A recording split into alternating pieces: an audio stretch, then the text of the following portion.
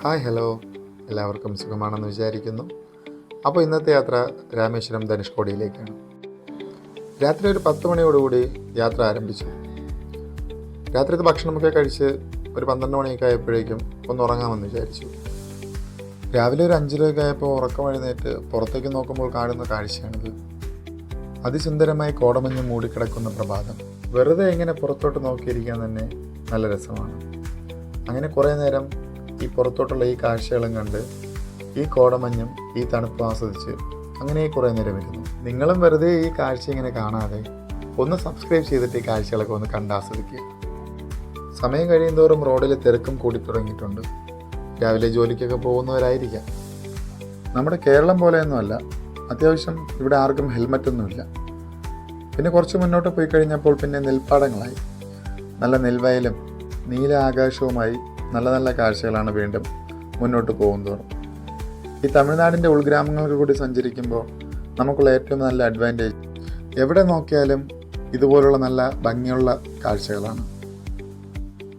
ഈ കാണുന്നതൊന്നും വെറും തരിശ് ഭൂമിയൊന്നുമല്ല. ഇവിടെ മുഴുവനും കൃഷിയാണ്. അതിരാവിലെ തന്നെ ഈ പാടത്തേക്ക് ജോലിക്കാർ വന്നു തുടങ്ങിയിട്ടുണ്ട്.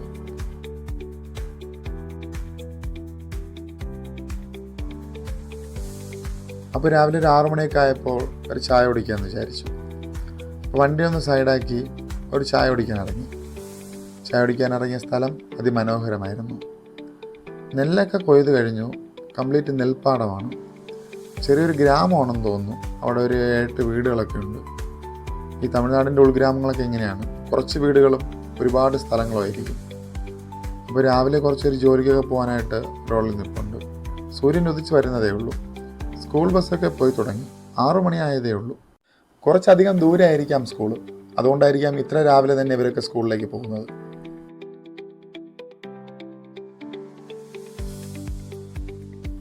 ഇവിടെ ഈ നെൽപ്പാടത്തിൻ്റെ സൈഡിലായിട്ട് പഴയ ഒരു ഷെഡുണ്ട്. ജോലിക്കാർക്ക് വിശ്രമിക്കാനും ഇവരുടെ പണിസാധനങ്ങളൊക്കെ വയ്ക്കാനുമുള്ള ഷെഡ്. അങ്ങനെ കുറച്ച് നടന്നപ്പോൾ റോഡ് സൈഡിലായിട്ടൊരു ഭീകരൻ നിൽക്കുന്നു. ഞാൻ ആദ്യമായിട്ടാണ് ഈ വണ്ടി ഇത്ര അടുത്ത് കാണുന്നത്. അതുകൊണ്ട് തന്നെ ഇതിൻ്റെ വീഡിയോ എടുക്കാൻ എനിക്ക് തോന്നി. അപ്പോൾ ഞാൻ ഇതിൻ്റെ സൈഡിൽ കൂടെയൊക്കെ നന്നായിട്ടൊന്ന് നടന്നു. അത് ഫുള്ളൊന്ന് കണ്ടു. നല്ല ഹൈറ്റാണ് ഇതിന്. ഒരു 20 അടിയോളം ഹൈറ്റ് ഇതിന് വരും. കുറച്ച് ദൂരേക്ക് നിന്ന് മാത്രമേ ഞാനിത് കണ്ടിട്ടുള്ളൂ. അടുത്തുനിന്ന് കണ്ടപ്പോൾ എന്തോ ഒരു സന്തോഷം തോന്നി. പൊതുവേ ഒരു വണ്ടി ഭ്രാന്തനായതുകൊണ്ട് തന്നെ എനിക്കിതിനകത്ത് കയറണമെന്നൊരു ആഗ്രഹമുണ്ട്. പക്ഷേ ഇവിടെ ഡ്രൈവർമാരാരും കാണാനില്ല. കുറച്ചുകൂടി നടന്നപ്പോൾ വീണ്ടും വേറൊരു വണ്ടി കിടപ്പുണ്ട്. അപ്പോൾ ഞാൻ അതിന് ഡ്രൈവറിനെ അവിടെ സൈഡിൽ കണ്ട് പുള്ളിക്കാരോട് സംസാരിച്ചു. പുള്ളിക്കാരൻ്റെ പേര് മുരുകൻ എന്നാണ്.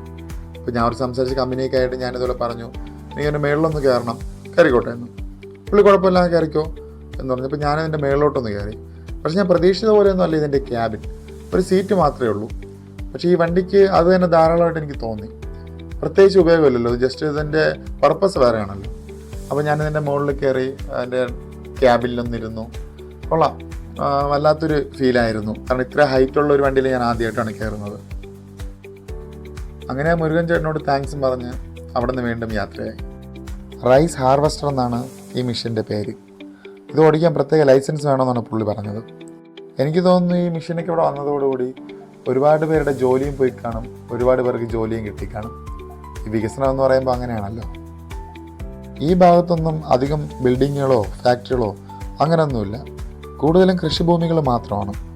എനിക്ക് തോന്നുന്നു ഇവിടെ ഉള്ളവരൊക്കെ അധികവും കൃഷി ആശ്രയിച്ച് ജീവിക്കുന്നവരായിരിക്കാം. അതുകൊണ്ടായിരിക്കാം വേറെ ബിൽഡിങ്ങുകളോ പ്രത്യേകിച്ച് ഷോപ്പുകളോ അങ്ങനെ ഒന്നുമില്ല.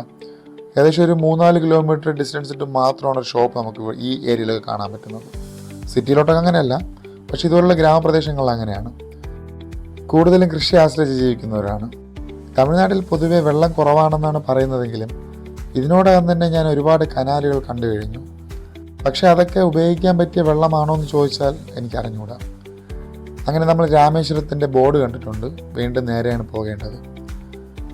വീണ്ടും നേരെ പോകുമ്പോൾ നമുക്ക് കാണുന്ന കാഴ്ച മുഴുവനും ഉപ്പളങ്ങളാണ്, ഉപ്പിൻ്റെ പാടങ്ങളാണ്. കേരളത്തിലേക്കും മറ്റ് സംസ്ഥാനങ്ങളിലേക്കും കൊണ്ടുവരുന്ന ഉപ്പ് ഇവിടെ നിന്നാണ് ഉൽപ്പാദിപ്പിക്കുന്നത്. നോക്കത്തെ ദൂരത്ത് കടൽ പോലെയാണ് ഉപ്പളങ്ങൾ വ്യാപിച്ച് കിടക്കുന്നത്. അതിനിടയിലായിട്ട് കുറച്ച് വീടുകളും കാണാം. ഈ ഉപ്പളങ്ങളിൽ ജോലി ചെയ്യുന്നവർക്ക് താമസിക്കാനുള്ളതാണ് ഈ വീടുകളൊക്കെ. ഞാൻ നേരത്തെ പറഞ്ഞതുപോലെ ഒരുപാട് കനാലുകൾ ഇവിടെ ഉണ്ട്. അപ്പോൾ എനിക്കൊരു ആഗ്രഹം, ഒരു കനാലിലൊന്ന് ഇറങ്ങി നോക്കാമെന്ന്. വെള്ളം എങ്ങനെയാണെന്ന് അറിയാമല്ലോ, തമിഴ്നാട്ടിൽ പൊതുവെ വെള്ളം കുറവാണ്. അപ്പോൾ ഈ വെള്ളം ഇവർക്ക് എന്ത് ഉപയോഗിക്കാൻ പറ്റും, കുടിക്കാൻ പറ്റുമോ ഇല്ല എന്നൊക്കെ നോക്കാമെന്ന് വിചാരിച്ചു. അപ്പോൾ ഒരു കനാലിൻ്റെ സൈഡിൽ കൂടെ ഞാനൊന്ന് മുന്നോട്ട് പോയി. ഒട്ടും വൃത്തിയില്ലെന്ന് പറഞ്ഞാൽ ഒരു സ്മെല്ലാണ് ഈ വെള്ളത്തിന്. പക്ഷേ ഈ വെള്ളം ഫിൽറ്റർ ചെയ്തെടുത്തു കഴിഞ്ഞാൽ ഇവർക്ക് കുടിക്കാൻ ഉപയോഗിക്കാം. അപ്പോൾ അത് ഇവർ ഗവൺമെൻറ് എന്തുകൊണ്ടാണ് ചെയ്യാത്തതെന്ന് എനിക്ക് അറിഞ്ഞുകൂടാ. അത്യാവശ്യം നല്ല താഴ്ചയുണ്ട് ഇവിടെയൊക്കെ. ഞാൻ അടുത്ത് ചോദിച്ചപ്പോൾ അവർ പറഞ്ഞതാണ് അത്യാവശ്യം നല്ല താഴ്ചയുണ്ട്. പക്ഷേ ഈ വെള്ളമൊന്നും അവർ കുടിക്കാനായിട്ട് ഉപയോഗിക്കാൻ എടുക്കത്തില്ല.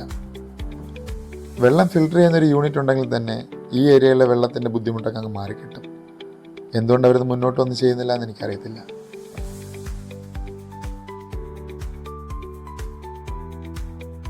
രാവിലെ തന്നെ ഗ്രാമങ്ങളൊക്കെ ആക്റ്റീവായിട്ടുണ്ട്. എല്ലാവരും ജോലിക്ക് പോകാനും പഠിക്കാൻ പോകാനായിട്ടുള്ള തിരക്കിലാണ്. റോഡിലൊക്കെ അത്യാവശ്യം തിരക്ക് തുടങ്ങിയിട്ടുണ്ട്. അതുപോലെ തന്നെ ഹെൽമെറ്റ് ഇല്ലാത്ത ഒരുപാട് തലകളെ ഞാനിവിടെ കണ്ടു. ഹെൽമെറ്റിൻ്റെ കാര്യത്തിൽ ഇവിടെയുള്ളവർക്കൊക്കെ ഒരു ബോധവൽക്കരണത്തിൻ്റെ ആവശ്യമുണ്ടെന്ന് എനിക്ക് തോന്നിയിട്ടുണ്ട്. ആരും മുതിർന്നവരായിരുന്നാലും പ്രായം കുറഞ്ഞവരായിരുന്നാലും ആരും അങ്ങനെ ഹെൽമെറ്റ് ഉപയോഗിക്കാറില്ല. അത് ഈ ഗ്രാമപ്രദേശങ്ങളായിരുന്നാലും ടൗണിലോട്ടായിരുന്നാലും ഹെൽമെറ്റ് അധികം അങ്ങനെ ഉപയോഗിക്കാറില്ല. വളരെ കുറച്ച് പേര് മാത്രമേ ഹെൽമെറ്റ് വെച്ചിട്ടൊക്കെ വണ്ടി ഓടിക്കത്തുള്ളൂ. പിന്നെ നമുക്കിവിടെ ഏറ്റവും കൂടുതൽ കാണാൻ പറ്റുന്നത് അമ്പലങ്ങളാണ്. അമ്പലങ്ങളെന്ന് പറയുമ്പോൾ വലിയ അമ്പലങ്ങളൊന്നുമല്ല, കുഞ്ഞു കുഞ്ഞു അമ്പലങ്ങൾ. എനിക്ക് തോന്നുന്നു ഇതൊക്കെ ഇവരുടെ കുടുംബ കോവിലായിരിക്കാം. അതായിരിക്കാം ഇത്രയും എണ്ണം. നമ്മളെവിടെ പോയാലും ഒരു 1 കിലോമീറ്റർ 1/2 കിലോമീറ്റർ ഇടവിട്ടിട്ട് 1-2 അമ്പലങ്ങളൊക്കെ കാണാൻ പറ്റും. ഓരോ കുടുംബക്കാർക്കുള്ള അമ്പലങ്ങളായിരിക്കാം ഇത്. ഇവർക്ക് കൃഷി ആയതുകൊണ്ട് തന്നെ അമ്പലത്തിൽ വന്ന് പ്രാർത്ഥിച്ചിട്ടൊക്കെ പോകുന്ന ആ ഒരു രീതിയാണ് ഇവിടെ ഉള്ളവർക്കൊക്കെ. കുറച്ച് ദൂരം കഴിഞ്ഞപ്പോൾ വീണ്ടും അടുത്തൊരു ഗ്രാമം കണ്ടു. പക്ഷേ ഈ ഗ്രാമത്തിൻ്റെ മുന്നിലായിട്ട് ആ റോഡ് സൈഡിലേക്ക് ഒരുപാട് വേസ്റ്റ് വെള്ളം കെട്ടിക്കിടക്കുന്നുണ്ട്. അപ്പോൾ അത് ഇവരെ ക്ലീൻ ചെയ്യുന്നു അങ്ങനെ ഒന്നുമില്ല, അങ്ങനെ തന്നെ കെട്ടിക്കിടക്കുകയാണ്. അവിടെ നിന്ന് വീണ്ടും മുന്നോട്ട് പോവുകയാണ്. ഒരുപാട് പനകളൊക്കെ നിറഞ്ഞൊരു ഗ്രാമമാണിത്.